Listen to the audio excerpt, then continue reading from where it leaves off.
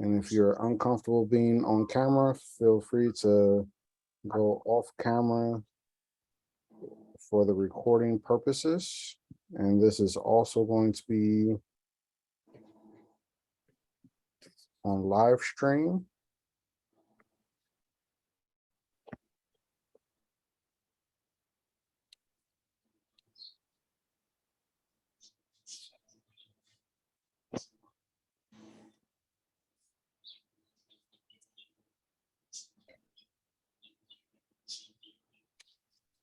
All right, so welcome everyone to the Ohio Environmental Justice Speaker Series. This is the August speaker series, so we just want to say welcome. And we have two dynamic speakers that are going to be speaking with us today. I'm going to actually we have a couple people that are going to introduce them individually, and we're going to hear from them today. If you have any questions, please put them into the chat. You can let myself or anyone, if you need to direct them to anyone, please direct them to your questions directly to Jocelyn Travis, Tracy Sabetta, and Peggy Berry. So if you would just want to put it into the chat, feel free to do that as well. Again, we're getting started. We still have a few more people coming into the Zoom for those of us joining on Zoom. Hi to everyone in Facebook that's seeing the live stream there as well. This is the Ohio Environmental Justice Speaker Series. So let's go ahead and get started. Dr. Perry, Peggy Berry, I am tongue-tied already because I'm not used to speaking this early. So glad to have you here. Yeah, hi, my name is Peggy Berry. Yes, people call me Dr. Peggy because I have a PhD in nursing.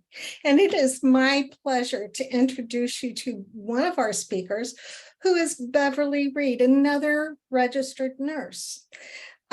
Beverly got involved in cracker plant way back in 2018 and shifted to waste work when she learned about the fact that her drinking water source was below this waste facility. She lives in Belmont County, which is one of the most heavily fracked counties in Ohio. So in addition, it is an impoverished area that has a history of industrial life. So I'm going to let Beverly start, but I will tell you she's a registered nurse.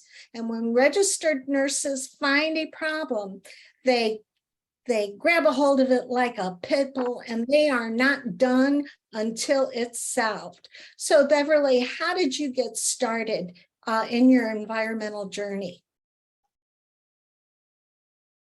Yeah, I got started in about 2018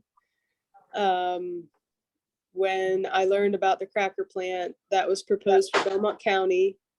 And it was about 10 miles south of my home here.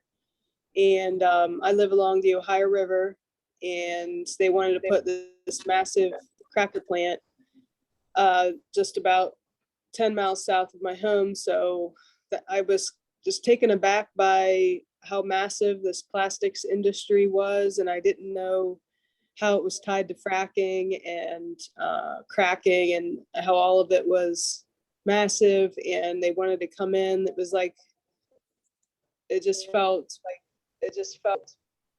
scary. I don't know how else to explain it. And so I felt like I wanted to do something about it. I wanted to raise awareness because I thought not many people knew about it. And so that's when I got involved. That was my start in environmental awareness and advocacy, activism, whatever you want to call it. There's definitely not very many people around here doing it, but there are a lot of people region wide, but as far as my immediate area, there's definitely not that many people doing it. So I'm happy to represent the area. Wonderful. And you've switched from the cracker plant, which I understand is not currently scheduled to be built out because of the heck we gave them. Okay. But you've switched over to the waste facility that is right over your water source. Could you tell us more about that? Yeah, the facility is called Austin Master Services, and they're an LLC, just like all these companies are. And they take in all the fracking waste from the region and beyond, and process it in Martins Ferry, Ohio. Martins Ferry got its name from, they used to ferry things across the Ohio River, this guy named Martin. So they put this facility right along the Ohio River, in an old dilapidated building that has holes in it and had structural integrity problems. And it really should have never been used for hauling in radioactive waste. And so I got a hold of this information from Teresa Mills at the Buckeye Environmental Network. And she sent me all the inspection reports about a year ago. And she was like, Bev, I don't necessarily want you to do anything about this, but I just want you to be aware, so that you don't go in that immediate area, because it's only about a mile from my home. So I was like, okay, Teresa, I don't go in that area, but I'll take a look and see what you got. And the inspection reports were just horrendous. And as we were looking through them, we were just like, how does the state of Ohio allow this facility to operate like this? I mean, this is just unfathomable. There was waste all over the floor, being tracked out of the building. There was holes in the roof. There's water on the floor. There's no containment at all. And bear in mind, this stuff is, some of it is highly radioactive. Some of it's low level mixed waste, but they take in filter socks, which catch all the debris from the fracking industry, from the injection wells. And so a lot of it's highly concentrated. And so, and they've taken like drill cuttings and sludge. And so, and they mix it with lime and they send it off to other facilities, one of which is the, in Texas, they take the higher level stuff and then the local landfills take the lower level stuff. Like in Ohio and Pennsylvania, I think they send them to the landfills. But the point is that it's on a drinking water source. And like if they were in a state-of-the-art building with all kind of controls and monitoring equipment, and it wasn't on top of drinking water source, and it wasn't next to a high school football field and a hospital, then it wouldn't be a problem and I would have never gotten involved. I would have said, okay, that's happening and they're doing it right, whatever. Look, the fracking industry is here, it's not going anywhere. And that's our argument, isn't to stop all the fracking immediately right now. It's just to raise awareness about this one facility that threatens our drinking water. And so that's kind of why I got involved. And as you continue to work this, a couple of weeks ago, I noticed that there was a public outcry regarding the radiation, that you'd actually done the measurements. Could you tell me more about that? Yeah, so at first our campaign just was like, okay, City of Martins Ferry, look at these inspection reports, there's issues here. The Columbus Dispatch wrote an article on it. And the day after the Dispatch published this article about this facility, the ODNR, Department of Natural Resources, published rules, draft rules on these facilities literally the next day, and they had 7 years to do it. So we were taking the story to the city and trying to ask questions of the state agencies, and we were like basically getting nowhere and getting a lot of pushback, as you can imagine. But we were just simply asking questions and like bringing the facts and like bringing them reports and stuff. And so nothing was happening and our fears were not being addressed. And so we did our own testing of the area. We have a scientific consultant, Dr. Yuri Gorby, who worked for the Department of Energy for a long time, and he specializes in this type of thing. He's done rad testing for many years, and he helped us to measure the soil for radioactivity outside the building. We took a baseline measurement from nearby City Park, and we got one level, and then we went towards the building and got multiple samples, and the radioactivity increased as we got closer to the facility entrance, which indicates them as the perpetrator. And it's not surprising. And we've talked to former employees that have come forth that say, yeah, that stuff just leaks all over the street. It's always dirty. They even have us go out on the street and clean it up on the public road. And and so we weren't surprised by the results. The highest level was 14 point something picocuries per gram. I can't remember the exact measurements, but right around 14. And the background was about 1.4. So over 10 times background, probably about 12 or 13 times background radiation. And the Superfund level for cleanup is 5. So we're almost 3 times over the Superfund level. And so, and not only that, but we tested the former employees' clothing for radioactivity. We sent it off to the Eberline Analytical in Oak Ridge, Tennessee. Oops. We've lost you hearing. Okay, there we go. They got 80 picocuries per gram from his clothing. So 80 is way over background. And these people do not wear proper protective equipment. They're ex-prisoners. They're basically enslaved people that can't speak out. And so really all this stuff is just, there's more to come. I guarantee you that. Okay, so with the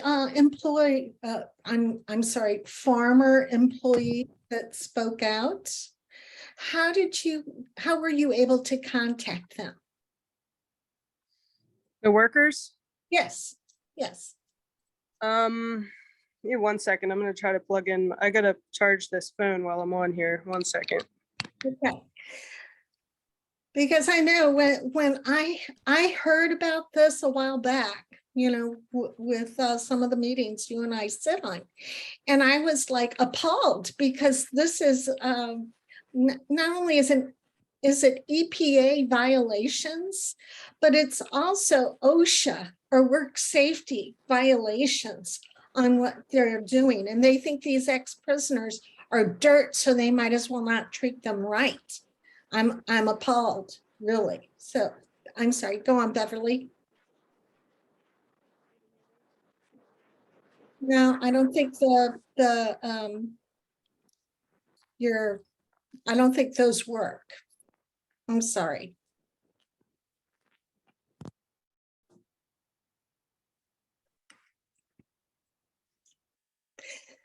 There's always technical difficulties in rural areas, people.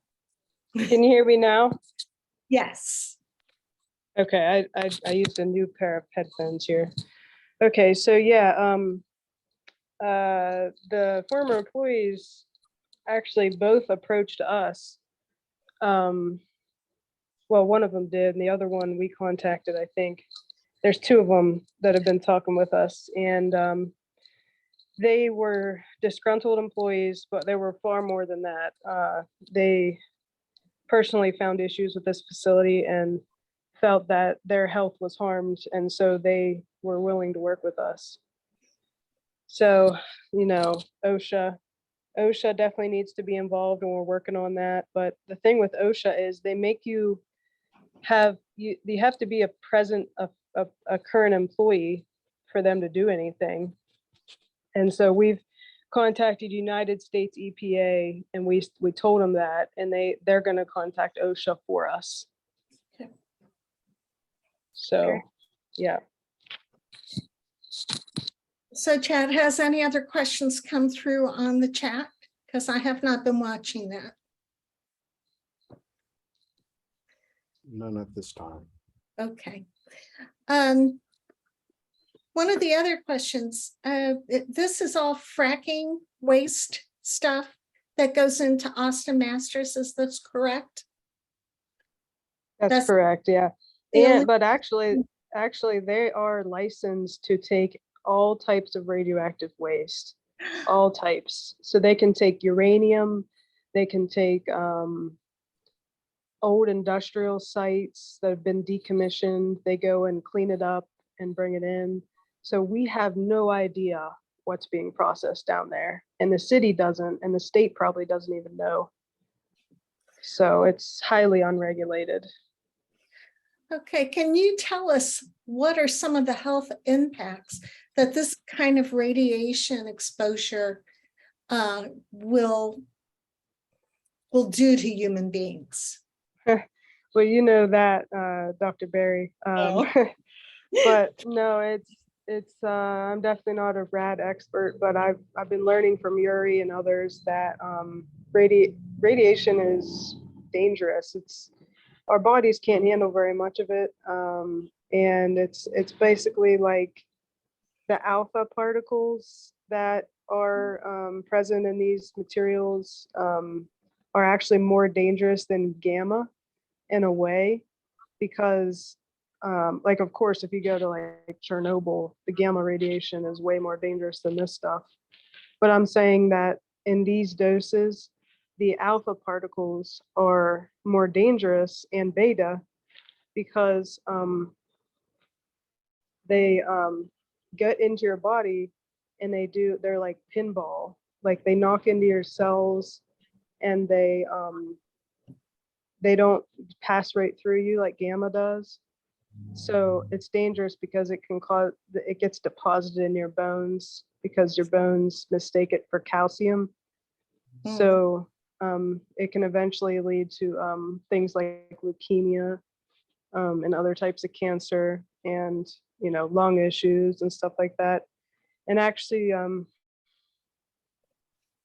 one of the employees told us about some of the health impacts he's suffering from, and it's very sad, very sad. And what is that, if you can share? He was losing teeth unexpectedly. His teeth were chipping off.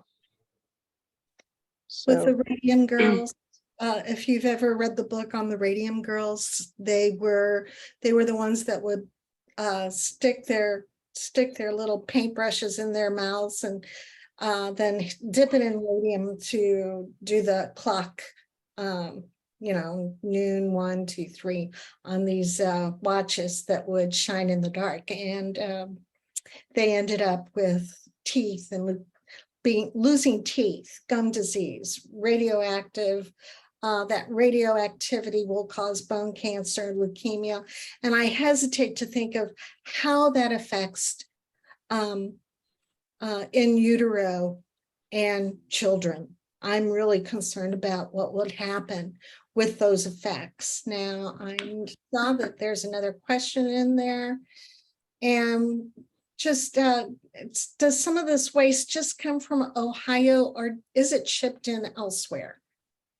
Do you have that answer, Bev?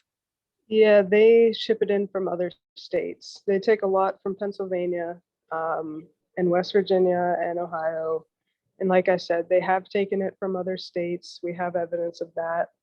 So they can take it in from anywhere. And to your point quickly about the children, we also talked to somebody else in the community who, mutual person, that one of the children of one of the employees down there was having things like seizures and unexpected and skin rashes.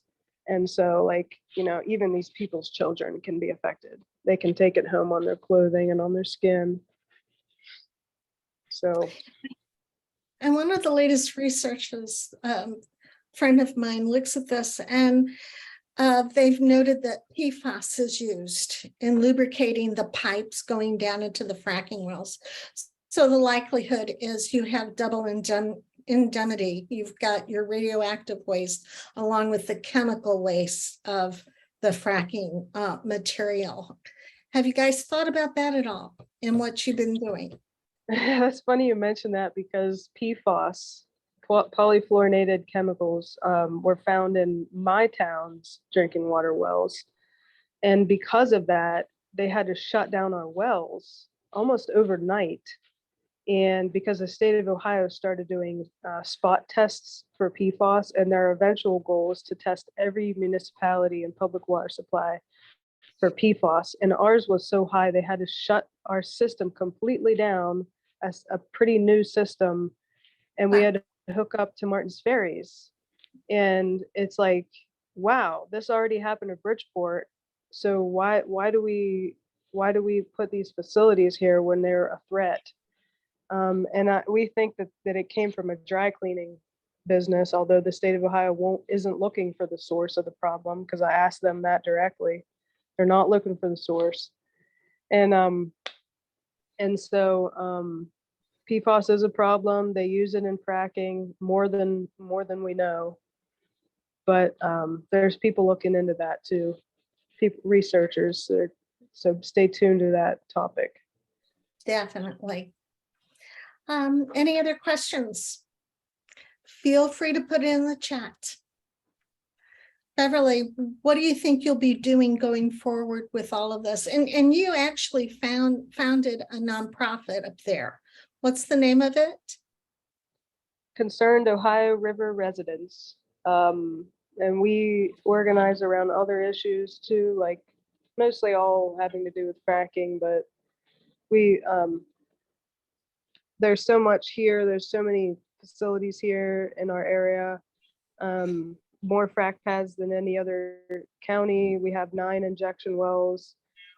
We have all types of, every step of the way, the industry is here. So if you check out our website, we have a pretty good website. You can learn more about what we do. Okay, and let's see. And Cheryl has put that website into the chat in case you all are interested in it. And I think at this point, thank you so much for coming and speaking with us about this issue. It is a health harming, just so health harming in our state of Ohio and beyond. For anybody in Appalachia, we're going to have more and more health harming effects from fracking, from the injection wells and the waste. And we've got to start working even harder about this, especially going forward to the future. So I'm going to turn this over to Jocelyn, who will introduce our next speaker. Thank you so much. Beverly, thank you so much for all the work you're doing and your willingness to share with us today. And thank you, Peggy, for facilitating that discussion. Before we go to Whitney, I want to just take a moment to introduce Cheryl John Cox. And Cheryl is the Sierra Club amazing Dirty Fuse organizing rep in Ohio and throughout the region. And Cheryl shared a document with me not too long ago that I asked if she would be willing just to share it and maybe give a few comments about it. So Cheryl, I really appreciate you joining us today. If you're so willing to share that. Thank you so much, Jocelyn. It's been a pleasure to support Beverly and her work and all the work that they've been doing in Belmont County. She's such a rock star and is really taking on industry and her local electeds and agencies to try to hold them accountable. I just want to share my screen real quick. Let me know if you can see it. And this is something that our partner, the Buckeye Environmental Network, that Beverly mentioned, put together for us. And this is a map of the state of Ohio, which now has 36 unpermitted, they are operating without a permit, 36 unpermitted waste processing facilities.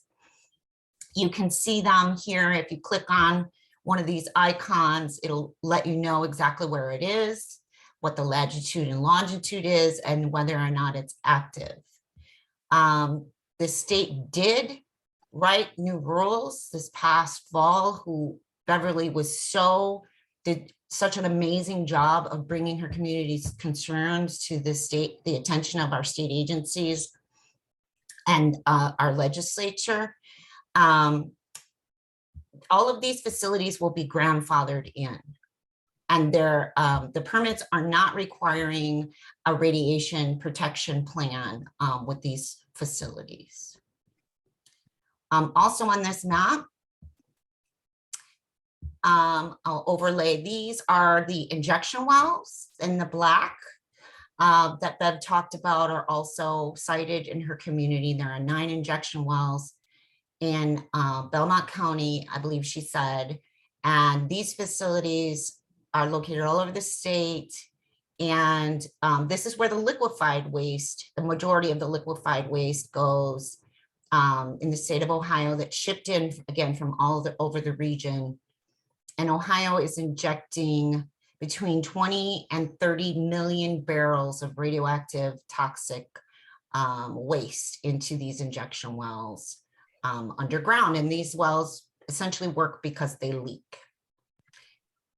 I'd be happy to provide this, a link to this map if anybody is interested. And thank you so much, Beverly and Jocelyn, Bev, for all the work that you've been doing.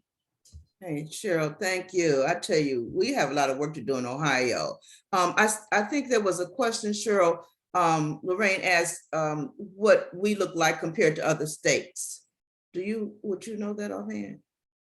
Sure. So as you would imagine, there are a lot of injection wells in states that do a lot of fracking. So I believe Oklahoma and Texas have the largest majority. They have the largest percentage of injection wells because they've been, they've been working those shale plays for years. And so we do, like, comparison, like there are 30 in West Virginia. And we have 227 in the state of Ohio that are accepting waste. In Pennsylvania, they have less than 100. So really, we are the dumping ground for all of this, the majority of this product in the region. Wow.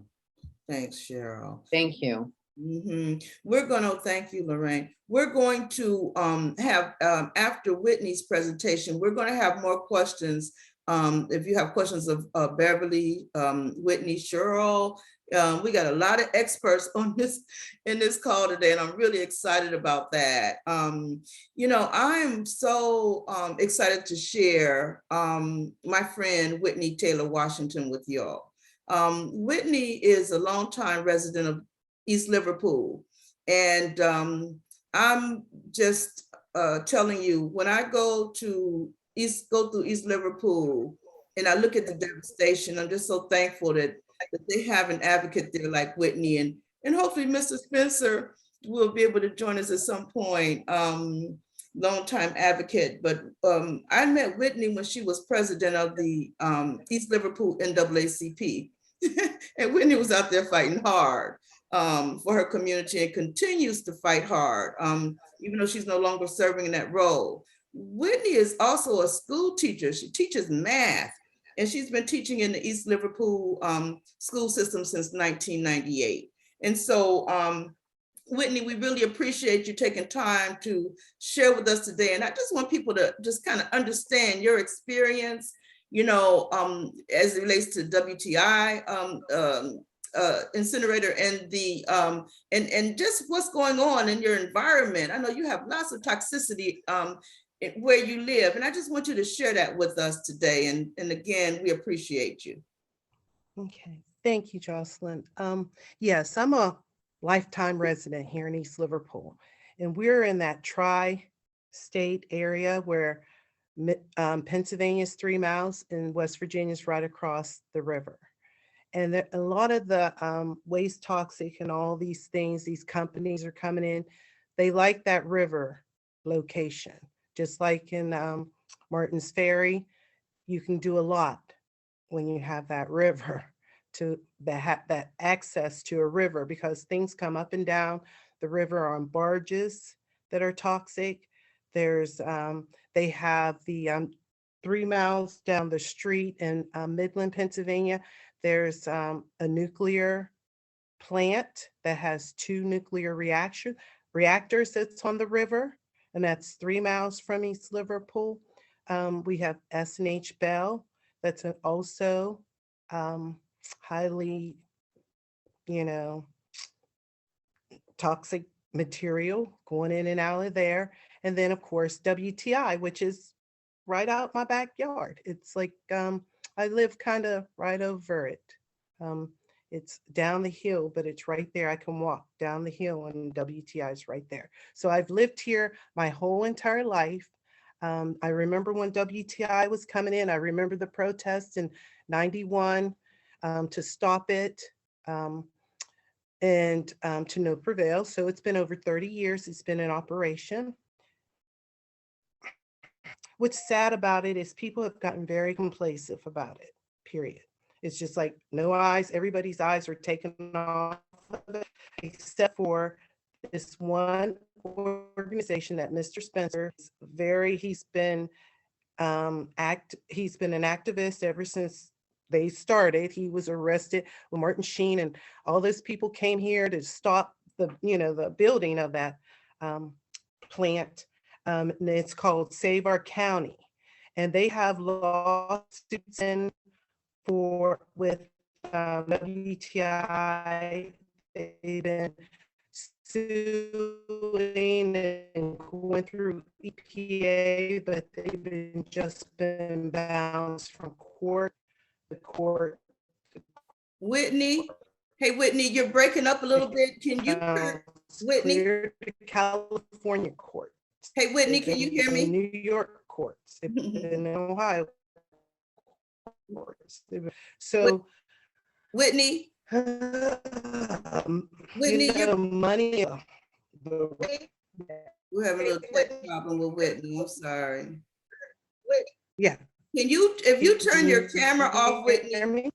No, why don't you turn off your camera and see if that helps, because you're breaking up. Yeah. Can you hear me? It's still a Can you hear little, me? it's a little better. What about now? That's better. Can you repeat your last comment, please? About Mr. Spencer? Yeah, why don't you start there? Because we lost a lot of what you were saying, and I'm sorry. Oh, okay. It's much better. Mr. Spencer, he has an organization. He's been an activist for over 30 years. It's called Save Our County, Inc. And they've been going through, the organization has been going through a lot of different lawsuits and different sightings of WTI. And the WTI, like you said, Cheryl, they don't have a bit or whatever to operate ever since. It's been years. It's been in the 90s when they lost it through EPA, but yet they're still running, and EPA hasn't done anything. And people in this community have the urgency.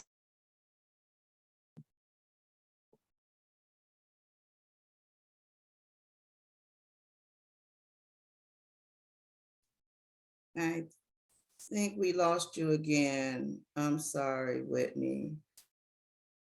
That you can't really ignore something like that when people around you are dying. We have of cancer, we have the highest cancer rate in the country. I've lost a lot of friends, young ages.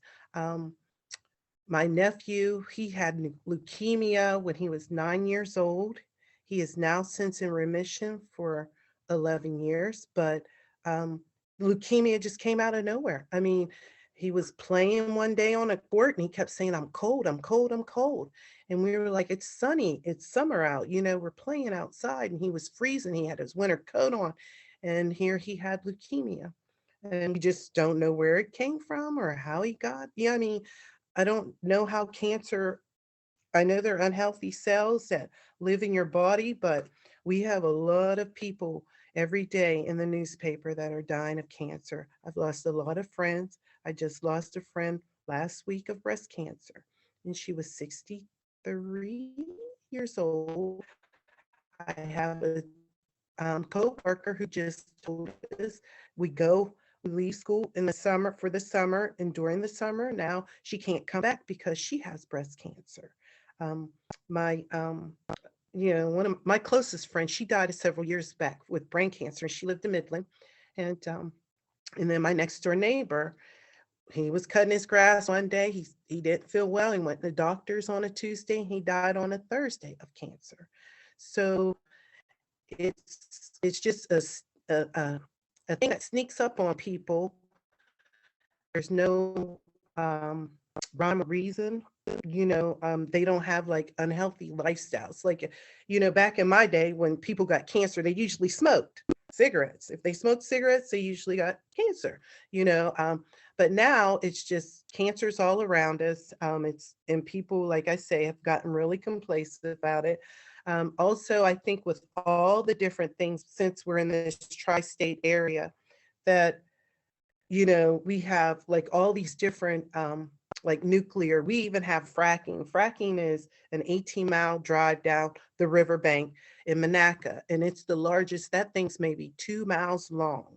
It's a big cranes. You see all this stuff, and it's and I think because people, oh, it has jobs, we get jobs, but I don't think that's a good fair trade-off for the developmental damage that it's doing to our children.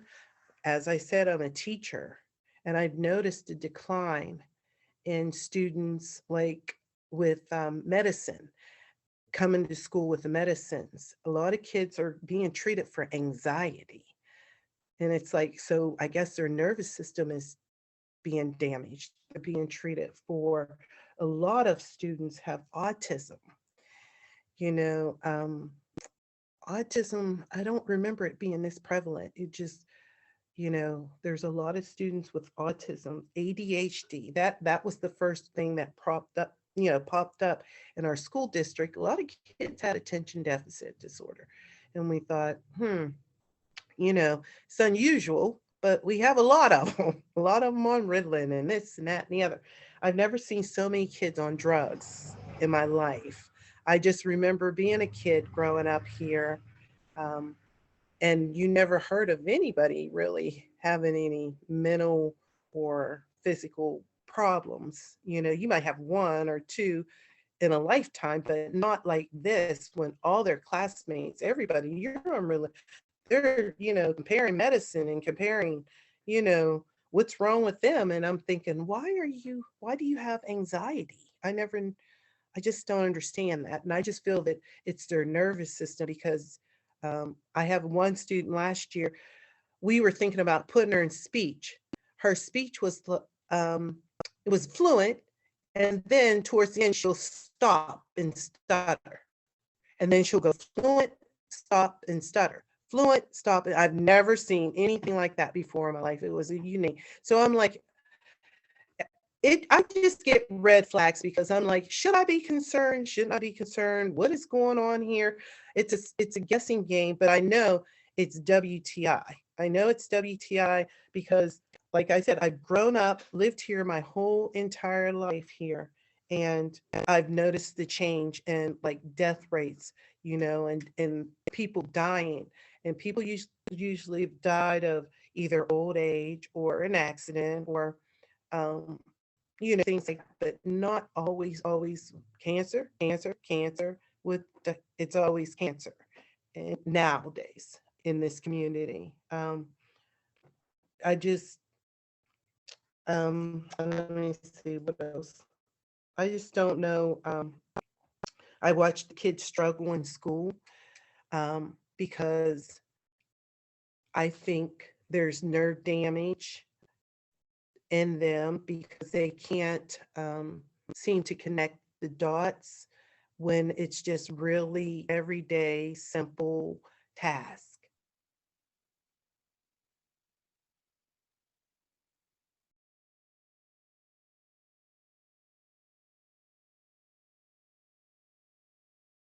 Are you there, Whitney?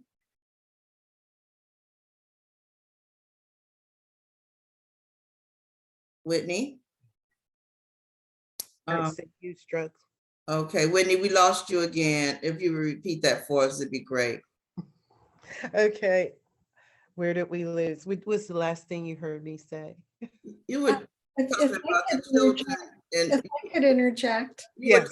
talking, I got it, Peggy. I got it, Peggy. You were talking about the children and the developmental issues, and Beverly asked about manganese levels in children, and if you think that also has anything to do with their developmental issues. I'm sure it does. They used to have back, there was several years ago, let me think. When I first came back to the community, I lived away for a couple years, but when I came back to community and started being involved with the NAACP, we were in conjunction with an organization, I can't remember the name, but they came from Cleveland.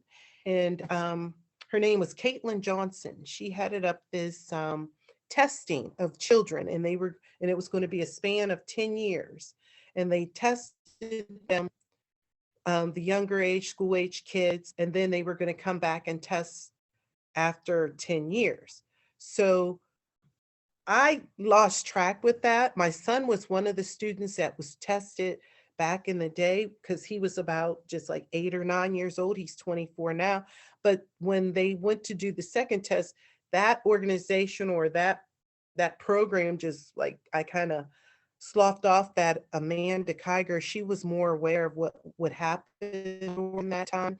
What happened, it was through Kent State too. Kent State was also involved, a branch of Kent State was involved with it.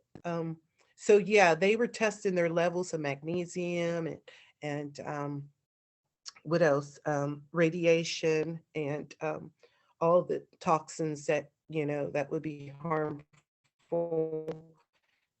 And so, but I do, just being as a teacher, I know it's just, I know times have changed, but you don't know how to equate if it's this or is it coming from that. And it's hard. Is it the times? Like I said, is it the raring or is it the elements in the air and the conditions that we live in? Because so many people, we live here and everybody's so complacent, like it doesn't exist. And here, poor Mr. Spencer, he's 93 years old. 93, still got his faculties. He is out fighting every day, lawsuits and going to court and federal courts and just hearings, and he's speaking out against this. And just God bless Mr. Spencer, because he is really the grassroots. He sees it, but a lot of people, I say some stuff to people like, you think it's WTI? And they'll just like think, well, no, it's not WTI. So it could be First Energy, the nuclear plant. It We've just been living around all of this mess for so long that people, just like, I guess, Beverly, people are complacent. Like she's the one voice in all of Martins Ferry. And it's so sad that, you know, we don't have a collective people like a march on Washington. It's just like, it's really sad what it's doing to our community and our children. I think it's sad when kids have so much anxiety they can't go outside and play, or they're scared to come to school, so now they're homeschooled and different things of that nature. And it's like, why? I mean, I just don't understand it. I think kids should be healthy, rambunctious, alert, interested. I don't get anything from kids anymore. It's kind of disheartening that my kids, I mean, you don't see that You don't see that. It's very, and then of course, here we are. What type of community, what type of people live in this area where WTI is? Low economic status people, African American, people of color, um, brown and black people. Of course, it's the norm. So we just stay with the norm, I guess. And it's very sad. I wish I could do more. I don't know what to do when EPA has really, over 30 years, hasn't really done anything. You have cases with EPA, good luck with that, because EPA has done absolutely nothing for our area. And so now they have just gone to lawsuits and trying to sue and sue and sue. And I try to support, financially and help. That's about the name of it, the end of it. Hey, Whitney, can you hear me? Yes. There was a recent fire at WTI. No, well, there was two. Yesterday, we had a fire at S&H Bell. That's 2 miles down the street. S&H Bell is also, they're a storage house and they take in toxins. They take all kinds through the barges, through the river, through land, and they had a fire. So they called everybody in, everybody's phone rang that tell you that this was on fire and to shut your door because the smoke was, the toxic smoke was in the air. And so I just got my car and left.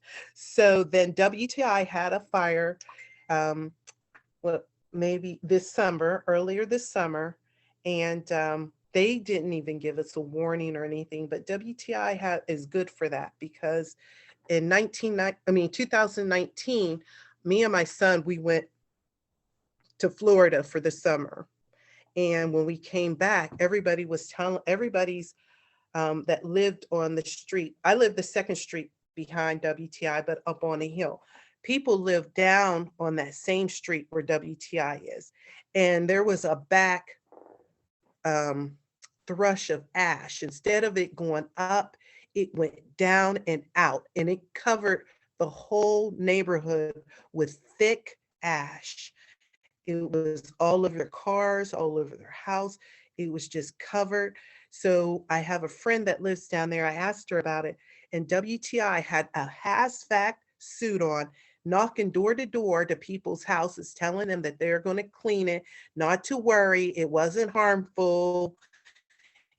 But yet they're in this hazmat suit, and it wasn't harmful, that it would be okay, and that they would clean it up, and they would. So that's what they did. They cleaned it up. So by the time we came back from Florida, it was already done. I didn't really see it, but they said it just blew all the ash down the street and on houses and cars and everything.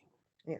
And the fire, they just kind of it took 2 days for them to really put out the fire.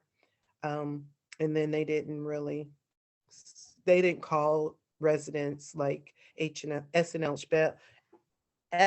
Bell called us and let us know. WTI, no, you just hear the fire engines and everything, and then everybody's looking to see where the fire is. Well, WTI is always a smokestack, so how would we know that was a fire? So the fire was down there, so it's really hard to find out if it's really a fire or if it's just their smoke. So, Whitney, many people today are asking, in the session today are asking, what can we do to help support your community? I know you share with us that your people, the townspeople, are very apathetic. They're tired. Many of them have given up, and they continue to be sick and dying. What can we do to help out as outsiders of the community? My idea was a little bit more interpersonal. Like, I just wanted to maybe try to reach out to people that have loved ones that died of cancer, and maybe start there. Maybe they would be interested, through their grief, through their pain, through, maybe that will incite them, to maybe want to make a change or something like that. But it has been through our city council. I have a friend that was on the council, and he was constantly after him. But when your own people are fighting against you on the council, voting against, ordinance and different things that he proposed and stuff for WTI, and it's pretty sad. And you live here, and your kids live here, and your grandkids live here, and you don't want to see it better, or do you not see that it can be better? I don't know if they just really just don't think it can be better, like this is it and just accept it, because that's what I'm getting. I don't see anybody really that lives here that. And then also too, another thing, I think the reason why a lot of people are complacent is that because we are spread out, like in a workforce, they don't hire people from East Liverpool. Most of my coworkers come from Boardman, Canton. There's teachers who come all the way from Green Tree, Pennsylvania. So they don't really live in our community. They don't really, see so we have that front, because a lot of people like WTI, when they came, they brought all their workers from Texas. There were people living here, came from Texas, and they didn't live in East Liverpool. They moved and found them a place, close, but not here. So we have so much dumping in industries. Like there was, like I said, the nuclear plant's always been here. As long as I know it, it's always been here. Then, S&H Bell's been there since in the 60s. S&H Bell's been in operation since, I think, 63 or something like that. So people are just used to all of this. I think, they're just used to all of it. But now with the dying rate, I have a concern. Just, every day, my friends are always, they're dying. They're dying. Kidney, my one girlfriend, she had cancer in her lung. Not her lung, but her kidney, and she had it removed. And she's still living, but she's living with one kidney. And like you would think she was a heavy drinker or something, or did, soda or whatever, but she was a water drinker and she got cancer in her kidney. So it could happen to me, it can happen to anybody, but I do notice that now that I'm 60, I do notice that I don't feel good every day. I don't understand why. At night, I really, have a hard time breathing at night. So, and I always said that I was never going to leave because I live here in the house that I grew up in. And I said I would never leave, I just live in my house. But now with all of this, I really am thinking about moving down south. And hopefully I'll pick a decent area that doesn't have all this stuff going on, because it seems like it's nationwide. Whitney, thank you so much for sharing. Yeah. There are a lot of comments in the chat, like, the fact that Cheryl made the comment that Peggy made the comment about Ohio has its sacrifice zones. Cheryl is saying that small town leadership is often in bed with industry and or owners of the polluters, which we see statewide. Beverly mentioned a rally in front of the State House with the theme of being a dumping ground, Ohio being a dumping ground. So these are some things that we certainly need to think about as to how we can support you. And what I'll do is I want to thank her, and I'll say, Beverly, pardon me? And I'll say, oh, and I would just say, Beverly, do you have any last comment before we turn it over to Tracy?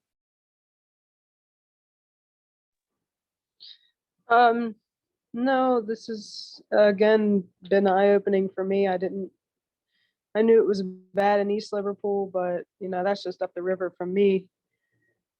I think we gotta just stick together, because the few people that care, we have to stick together. That's what I think. So everyone on this call, I think we all should just try to stay in touch with one another. Otherwise, nothing's going to get done.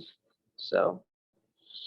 Yes, thank you so much. Very true. And That's one of the reasons that we have this Ohio Equity Team moving forward. We thank you both very much for sharing and taking your time out with us. We're going to turn over our closing remarks, our team member, Tracy Sabata.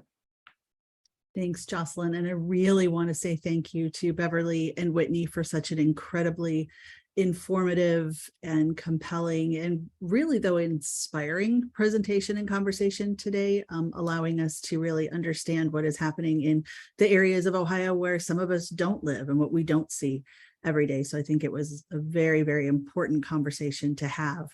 We want to make sure as an equity team that we continue to offer you the kind of content like this that you want to see and in ways that you want to see it.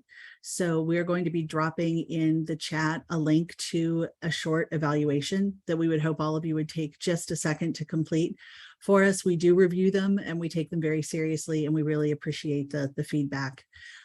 We hope that you will join us for our next equity series presentation. It'll be Thursday, September 15th from 12 to 1. Again, be on the lookout. We'll be sending you more information on who our special guest will be at that time. And if you've missed any of our presentations and would like to go back and watch the recordings, you can find them by searching Ohio Equity Team on YouTube, and the entire list of all of our presentations dating back over a year will be there. So wanted to say thanks again to Whitney and to Beverly. I think we also saw today an example of how much broadband continues to be an issue in some of our most vulnerable communities. So this is also something that I know a lot of us are working on and are very concerned about. But I will just take this last opportunity to thank our speakers, to thank all of you for joining us today, for giving us an hour of your time, and to our facilitators for doing an excellent job. So thanks again, and please enjoy the rest of your Thursday. We hope to see you again next month. Thank you all for coming. Thank you.